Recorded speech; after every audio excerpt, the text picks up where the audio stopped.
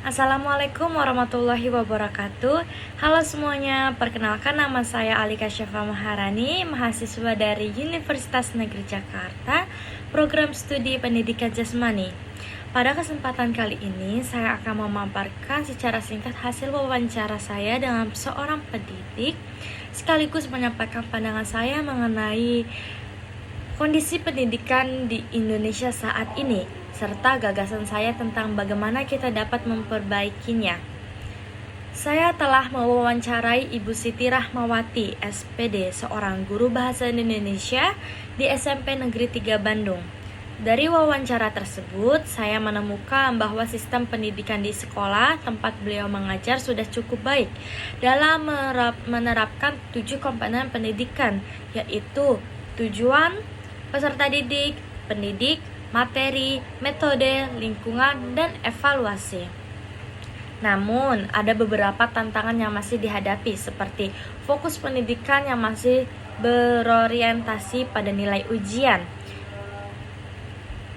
perbedaan kemampuan siswa yang belum sepenuhnya terrekomendasi, dan keterlibatan orang tua yang masih kurang dalam mendukung kegiatan belajar anak. Meskipun demikian, guru terus berusaha berinovasi melalui metode pembelajaran aktif dan penilaian autentik agar proses belajar lebih bermakna bagi siswa. Kemudian, kondisi pendidikan di Indonesia saat ini.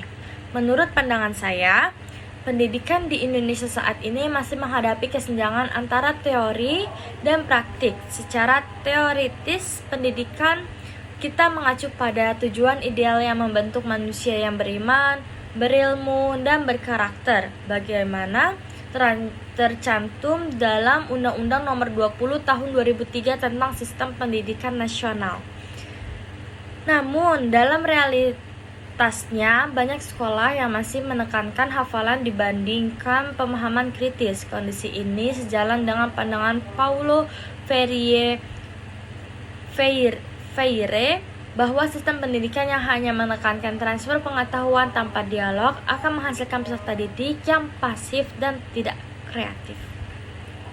Selain itu, tantangan pemerataan kualitas pendidik juga masih besar, terutama di daerah terpencil dan kekurangan tenaga pendidik dan fasilitas belajar. Kesenjangan digital juga menjadi masalah baru di era teknologi saat ini. Terus kemudian gagasan untuk perbaikan pendidikan. Sebagai mahasiswa di bidang olahraga, saya percaya bahwa perbaikan pendidikan dapat dimulai dari inovasi kecil di lingkungan belajar kita sendiri. Beberapa hal yang bisa saya lakukan antara lain mendorong pembelajaran aktif dan kontekstual agar siswa tidak hanya menghafal tapi juga memahami dan menerapkan pengetahuan. Mendorong pembelajaran agar aktif, terus menggunakan teknologi pendidikan seperti media interaktif, video pembelajaran, dan platform daring untuk meningkatkan minat belajar. Membangun kolaborasi antara guru, siswa, dan orang tua, karena pendidikan yang baik memerlukan dukungan dari seluruh ekosistem belajar. Saya percaya jika setiap pendidik dan calon pendidik mau beradaptasi dan berinovasi, maka cita-cita Ki Hajar Dewantara, yaitu pendidikan yang memerdekakan manusia, dapat benar-benar terwujud. Sebagai penutup, wawancara ini memberikan saya pemahaman bahwa menjadi pendidik bukan hanya soal mengajar, tetapi juga tentang bagaimana memanusiakan manusia melalui proses belajar. Semoga generasi muda Indonesia dapat menjadi bagian dari perubahan pendidikan menuju arah yang lebih baik dan bermartabat. Terima kasih sudah menyimak. Nama saya Alika Syafa.